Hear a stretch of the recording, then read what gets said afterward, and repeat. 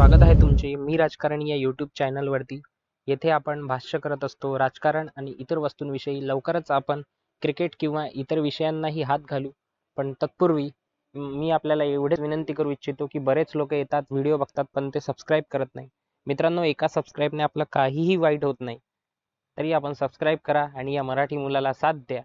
तर चलूया, आपण सुरू करूया. आपला आजचा विषय आहे तो म्हणजे ठाणे महानगरपालिका आणि आपण आज त्याबद्दलच भाष्य करणार आहोत. तत्पूर्वी मी पुन्हा एकदा आपल्याला आवर्जून सांगेल की तुम्ही सबस्क्राईब करा आणि तुम्हाला नवनवीन रोज आणि नवीन असे व्हिडिओज मी येथे आपल्यासाठी घेऊन येत जाईल आणि जो उत्तम गुणवत्तेचा किंवा उत्तम दर्जाचा कंटेंट तुम्हाला इथे मिळेल याची जबाबदारी माझी. तुम्ही फक्त सबस्क्राईब करा. चला तर मग आजचा आपला विषय आहे ठाणे महानगरपालिका. तर ठाणे म्हटलं की इतिहास आला आणि इतिहासावरून नाव आठवते ते म्हणजे धर्मवीर आनंद दिघे साहेब. दिघे साहेब हे बाळासाहेबांचे खंदे समर्थक होते. ते ठाण्याचे पहिले शिवसेनेचे जिल्हाध्यक्ष होते. अर्थातच बाळासाहेबांनीच त्यांना नेमलं होतं आणि बाळासाहेबांवर प्रचंड श्रद्धा असणारा हा नेता होता. ठाण्याबद्दल बोलताना आपल्याला एक गोष्ट नेहमी लक्षात ठेवावी लागेल की शिवसेना आणि ठाणे हे नाते अतूट या कारणाने आहे की मुंबई महानगरपालिका म्हणजेच इतिहासात हे मिळायच्या आधी सुद्धा सर्वात पहिली शिवसेनेची सत्ता आली किंवा शिवसेनेने कुठली सत्ता पाहिली ते म्हणजे ठाणे महानगरपालिका.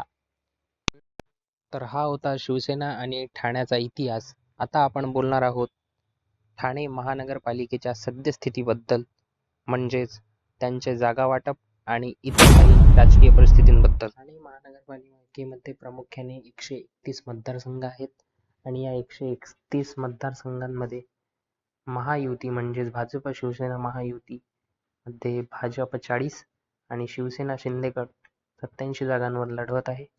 तर 4 जागांवर यांचा पेच असल्या कारणाने ते अजूनही तिथे कोणी फॉर्म भरलाही याची अधिकृत माहिती आलेली नाही.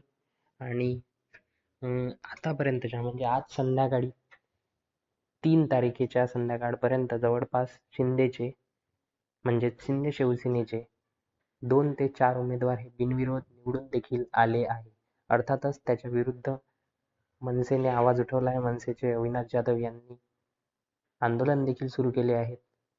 तर त्याबद्दल आपण वेगळा विषय मांडून बोलूया, पण तुर्तास एवढेच.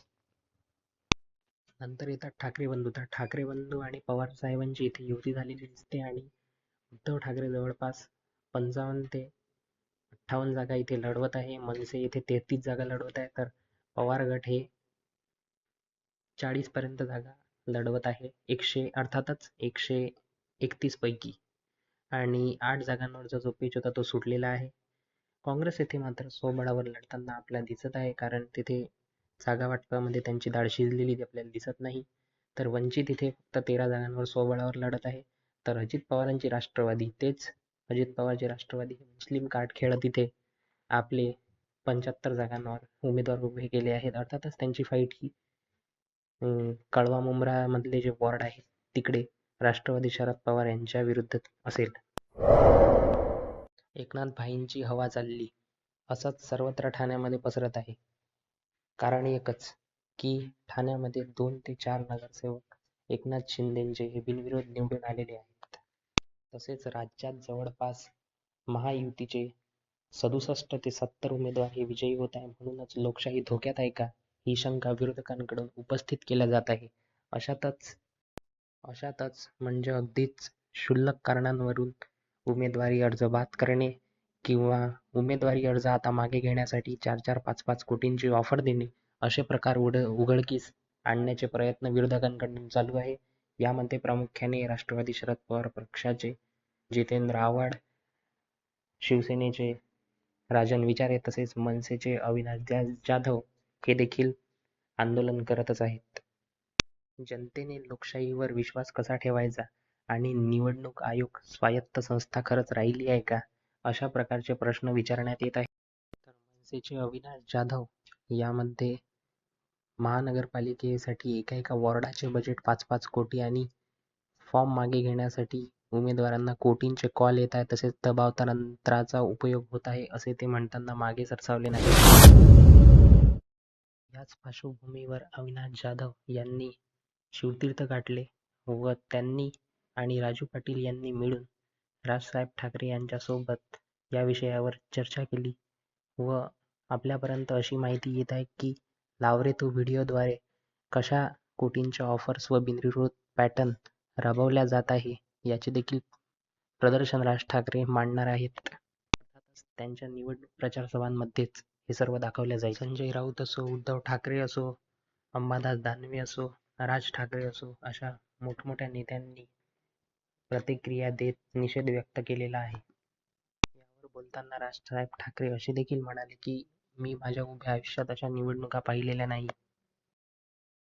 तर आता आपण बोलूया किंवा भाष्य करूया ते म्हणजे ठाणे महानगरपालिकेच्या संभाव्य निकालावरती.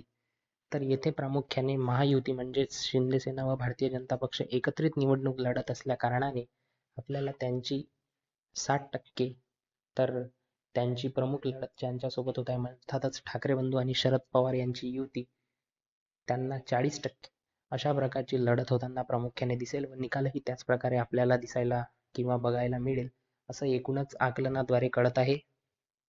महायुतीला 10% जास्त असण्याचं कारण म्हणजेच ग्राउंडवरती त्यांचं असलेलं संघटन कार्य, पैसा व सरकारमध्ये असलेला साम दाम दंडभेदाचा प्रचंड वापर कारणांमुळे व महायुतीची अर्थातच भारतीय जनता पक्ष व शिंदेसेना यांची सरशी ठाणे महानगरपालिकेमध्ये होताना दिसत आहे, अर्थातच कलांमध्ये. पण लक्षात घ्या, हा संपूर्णपणे आकलनाद्वारे केलेला एक सर्वे आहे.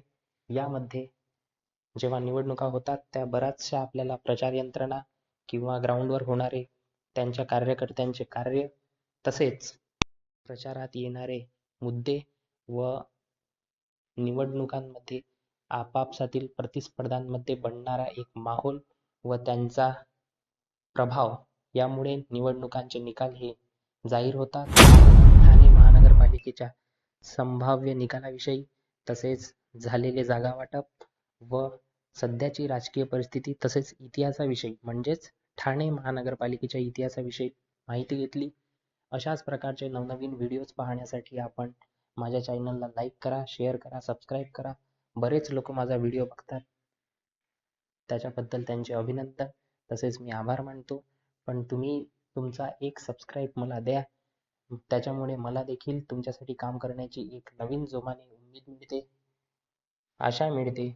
म्हणूनच आजचा व्हिडिओ इथेच थांबवतो. धन्यवाद.